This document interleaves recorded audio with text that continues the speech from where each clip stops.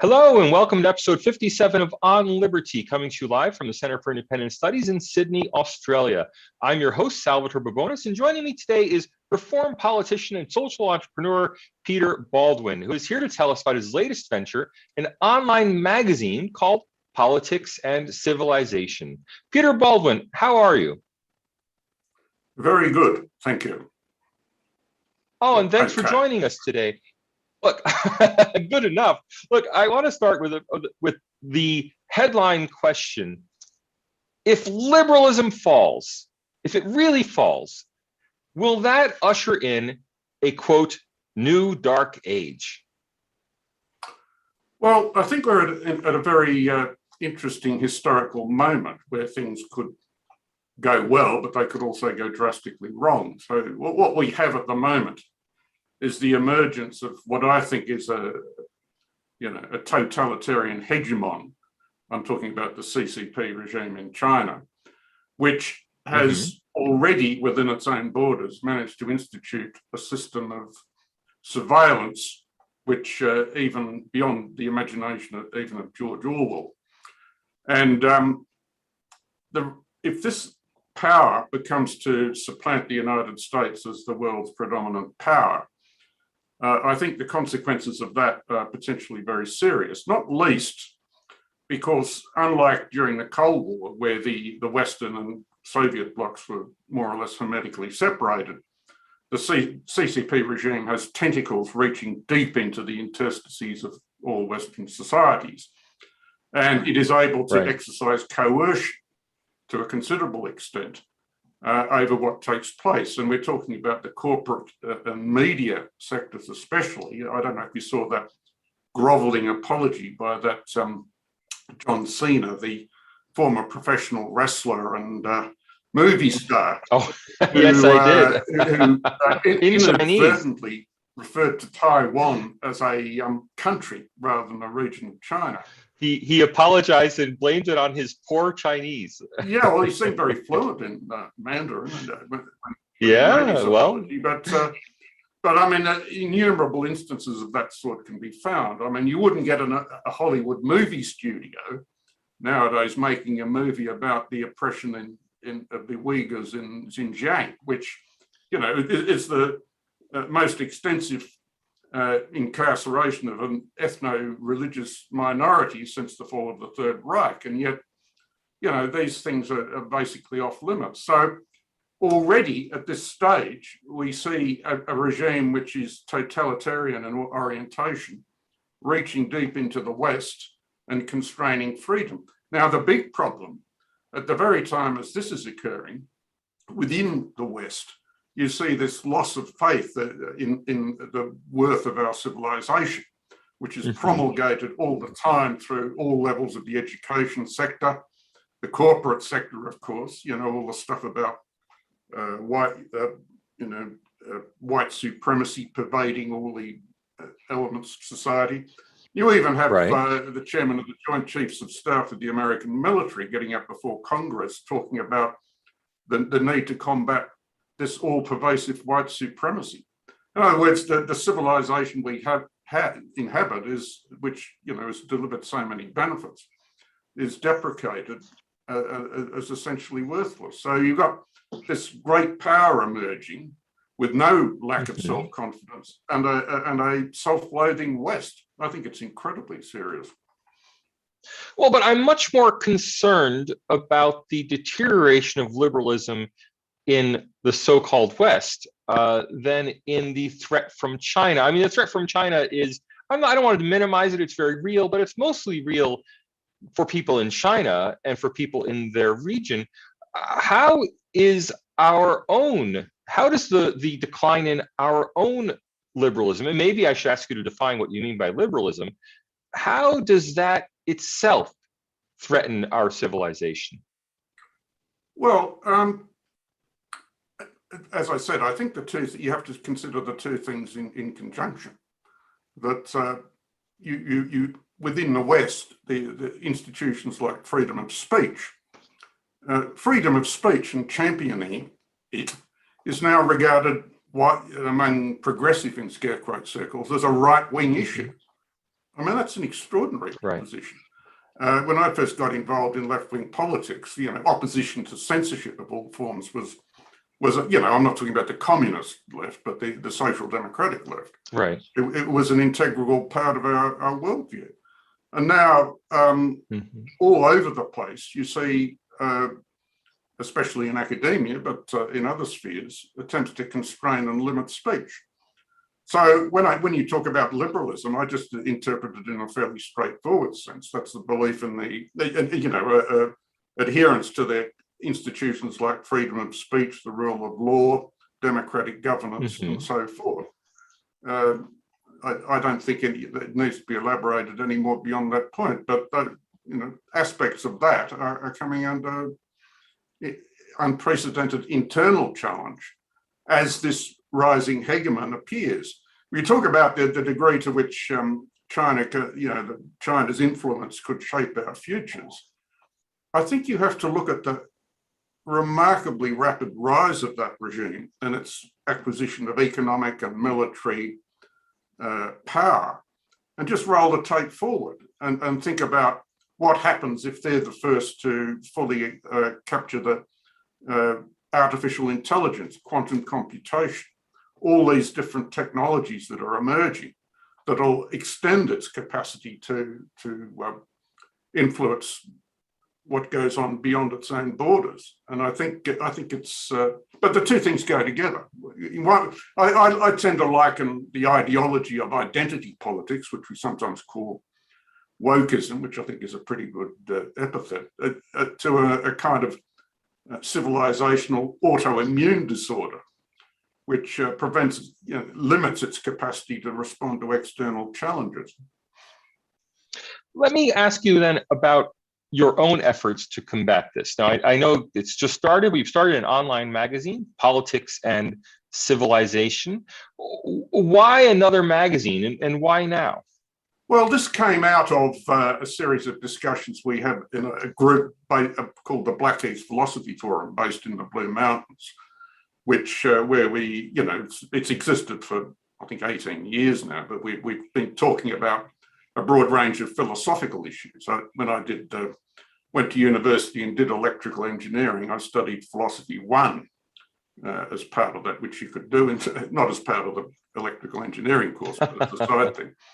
And I developed quite an interest in the field, but it just in the last few years, I thought it was important to try and take a longer-term philosophical view, if you like, of what's happening in our world and in the forces that are shaping our civilization, and try to identify how those longer-term tectonic shifts, which I've already referred to, relate to current political debates. And so it's that's the specific remit of this website, to try and explore those issues of that kind. Peter, you've written on Politics and Civilization that freedom of speech, freedom of the press, democratic elections, independent judiciaries, these are not just the foundation of Western civilization. These are the foundations of civilization. Do you stand by that? I don't quite say that. What I tried to emphasize is that they're not somehow the exclusive property of the West. You see a society like Taiwan, for example, which is a thoroughly free society, but I regard Taiwan as a beautiful synthesis of the best of Western and Chinese culture. And it gives the lie to the claim that belief in the things you just mentioned is something which is the exclusive preserve of the West. I think to talk about these matters is just an issue of defending Western civilization as a wrong framing. Then, if it's not just Western civilization, is it, in some broad sense, liberal civilization? Global civilization, or today, post-Enlightenment liberal civilization is the formulation I would go for. So, is that liberalized civilization for everyone, or is a liberal civilization only for people who embrace liberalism? Would it be a good thing for that to spread beyond its current confines? I think it would be a good thing for it to spread beyond its current confines, but in the real world, we have to recognise that there are alternative civilizations that see things quite differently. For example, Islamic civilization has a quite different conception of human rights to the universalist conception of it that we have in the West. I mean, in Islamic civilization, all human rights are subject to Sharia. So, you know, if you look at the so-called Cairo Declaration on human rights in the Islamic world, which was adopted by all the Muslim majority countries in the Palestinian Authority, you see each phrase, that some of which are familiar from the Universal Declaration adopted by the UN, the qualifier is added subject to Sharia to the extent consistent with Sharia. Okay. Which is a different conception. So I'm not claiming that all civilizations have the features that I think we should particularly value, but in the face of that, and in the face of, you know, an autocratic conception of civilization as we see in CCP-controlled China, we need to be prepared to defend the virtues of what our civilization has been able to achieve and what it delivers, and not be apologetic and groveling and constantly self-lacerating, as is the current fashion in Western academia. Well, let me ask you then, who are the we and the our we're talking about? I mean, is the threat to liberal civilization in Australia, is the main threat posed by Muslim immigrants? Is the main threat posed by Chinese interference? Or is the main threat posed by people who've grown up in liberal Australia who no longer embrace that heritage? Well, I would say the latter.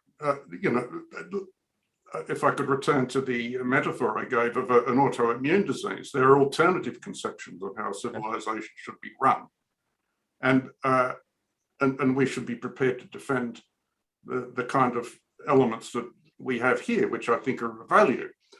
And therefore, the battle in the first instance is an internal one to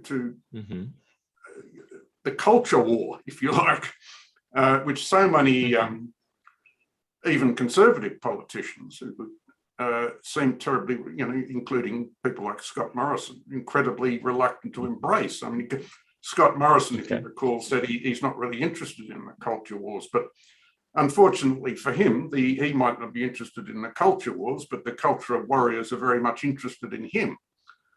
And so I think it's kind of naive on the part of political figures to think they can just ignore all this. Right. Now, Peter, unknown to you, we've had some minor technical problems. Viewers have had to switch over to a new stream, so I want to welcome everyone back into this stream. I did do a hello to viewers. Let me just say, if you have questions for Peter, please do get them in this new stream that you're currently listening to, and we will feed those questions through to Peter.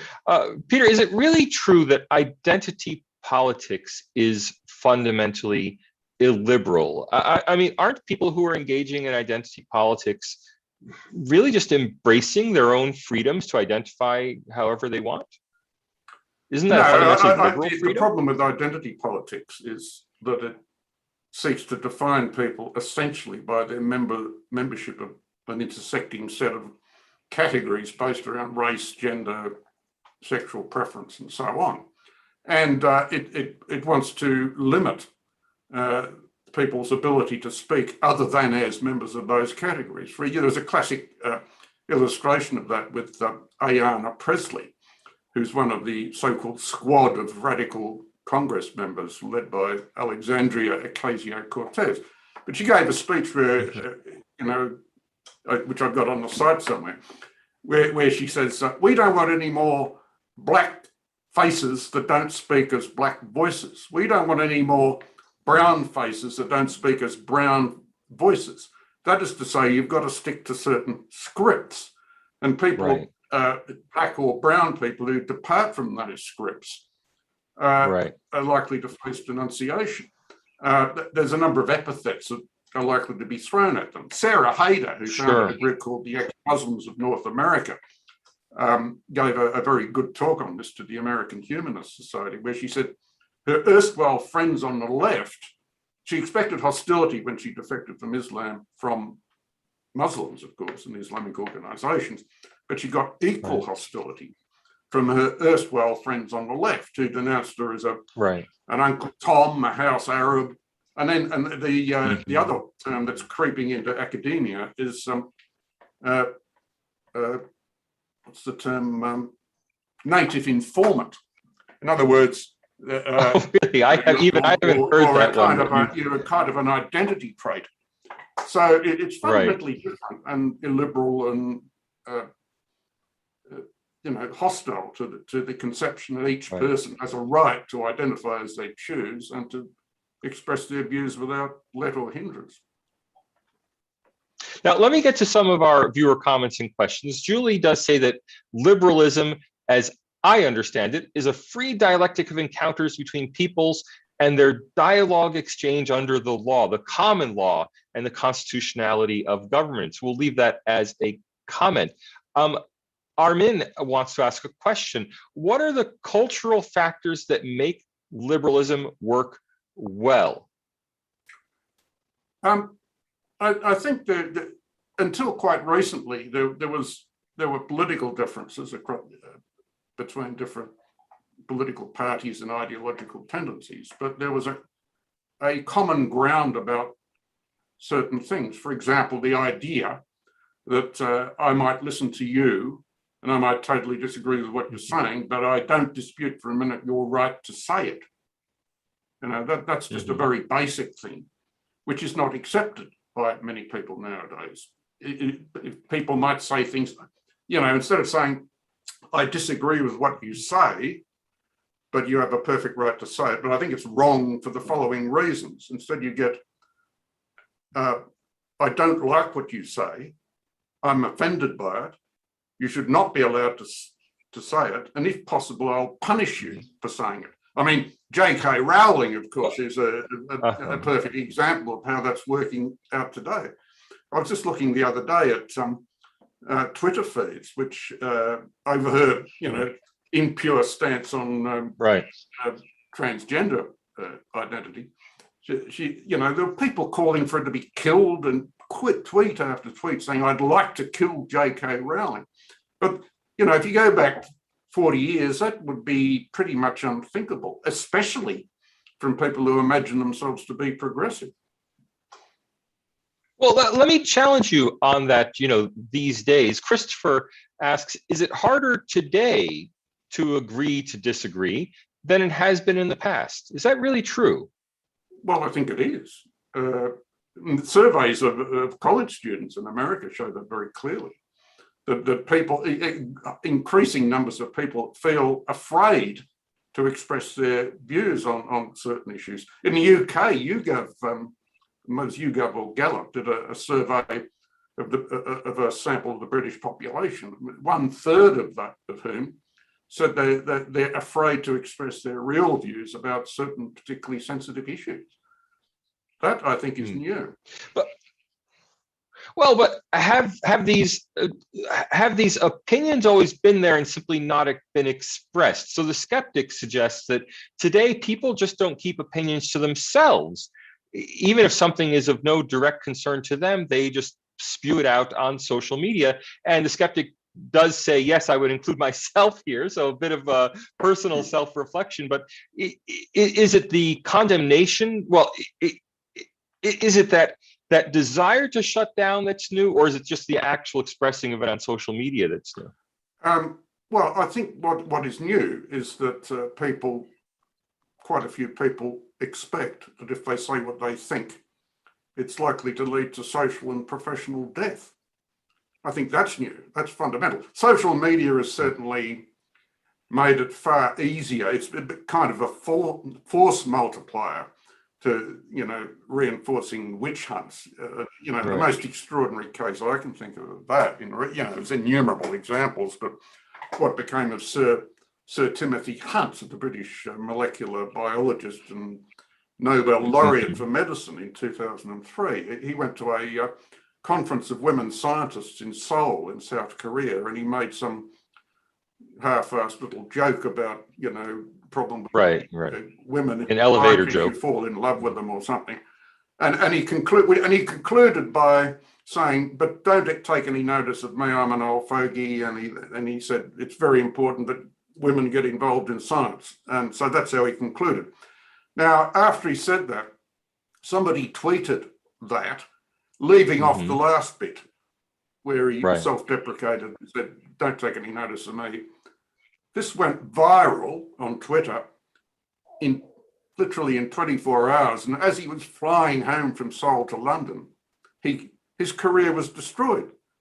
This is a Nobel laureate in physics, fellow of the Royal, not physics, medicine, a fellow of the Royal Society, a founding member of the European Research Council, emeritus professor at University College London, lost all those positions, literally, pretty much in 48 hours. Well, that's the climate we live in today.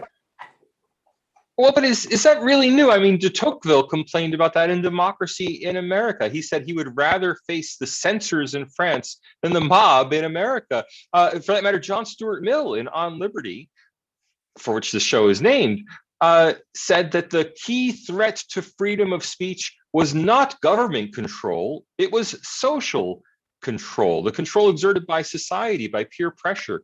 So is this something new or something that we're just newly attuned to? I think it is far more severe than it was in the past. And in part, that's due to the, as I said, the force multiplier effect of witch hunts, which, a global witch hunt can occur, in the space of a day, which was never the case in earlier eras. That's part of it.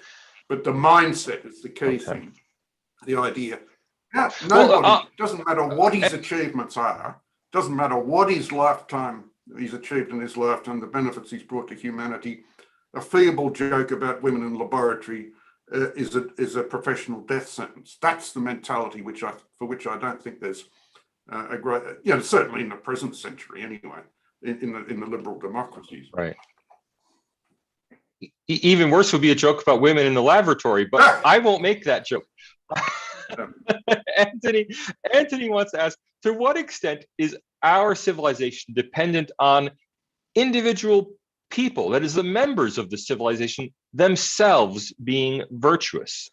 Very important, I think, and cultivation of certain virtues is obviously very important. People need to stand up to this stuff.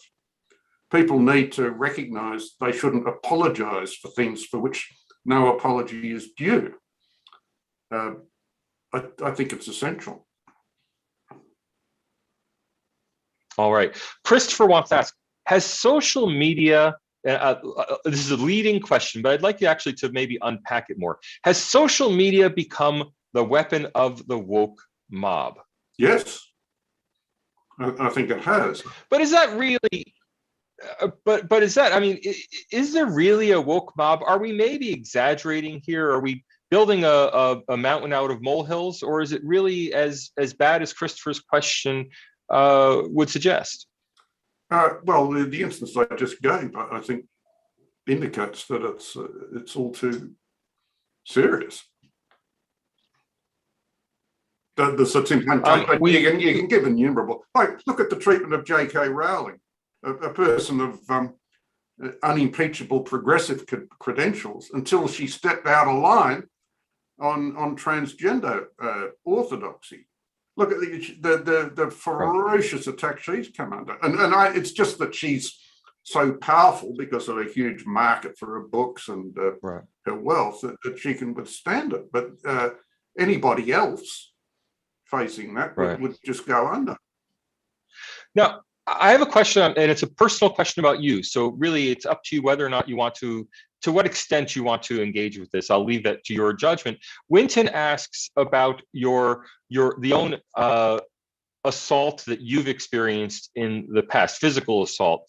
Do you believe that political violence is more or less now than it was in 1980? Well, what happened to me on that occasion really had nothing to do with what we're arguing about now. This is back in the when I first got involved in Labor Party politics in inner Sydney, you had local government areas under the control of what were, in fact, criminal organisations linked to organised crime. And if I'd known what I was getting into, I doubt very much I would have proceeded with it. So I ran up against that. So that was an act of political violence, but it was almost unique in Australian history. I mean, there was a prime minister. Yeah, there have been odd occasions way back in the early part of the 20th century. I'm trying to think of which prime minister was implicated in, but it was a one-off, unique event, I think, almost. Okay. I don't think it's possible to generalise too much from that. Right. So let me get back to today. What do you think liberalism, the skeptic wants to know, what do you think a liberal viewpoint would be on vaccines and lockdowns, essentially on everything we're experiencing today with the coronavirus crisis?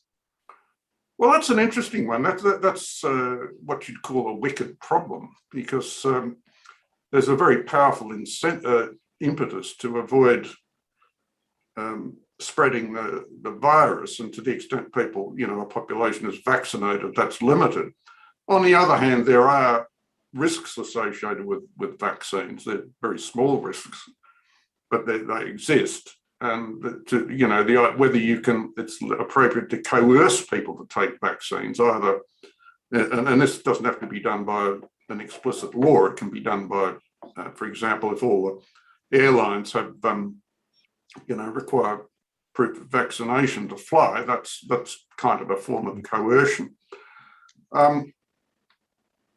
So, I mean, it illustrates, I suppose, the dilemma of liberalism. My inclination, I listen to people I generally agree with on this, who seem to think it's terribly outrageous, but I think the balance needs to be struck more towards, we have to acknowledge the rights of people not to be killed by a friggin' virus.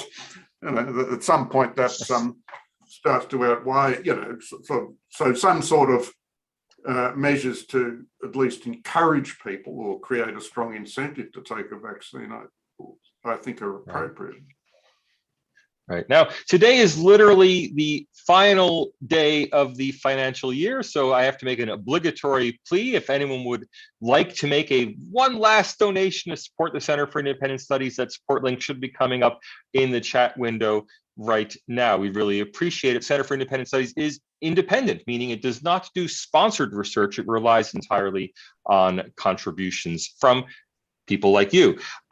Peter, one final question for you, which is, how can people support the Politics and Civilization magazine and the entire effort surrounding that you've put together?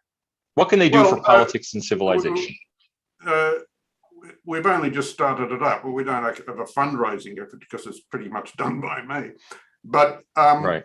It'd be great if some people signed up on the website and kept track of it and maybe contributed to discussions going forward. We're going to, in terms of where it's likely to go, I'd like to get beyond the critique aspect, complaining about all the things that are bad things that are happening, and try to think about how we can construct a more positive future. And how, what I'm particularly interested in as somebody who was involved in left-wing politics, is to ask whether we can pull together some sort of a coalition that straddles traditional ideological boundaries, right, to defend the core features of liberal civilization. Right. Well, best wishes in that effort. Peter Baldwin, thank you for joining us today. Thank you. And thanks also to our producer, Nico Malian. Our executive producer is Max Hawk-Weaver. The director of the Center for Independent Studies is Tom Switzer. Next week, tune in to hear Glenn Fay talk to Dr. Anthony Dillon about truth-telling in Indigenous affairs. It'll be a good one. Thanks all of you for watching, and we hope you see us next week on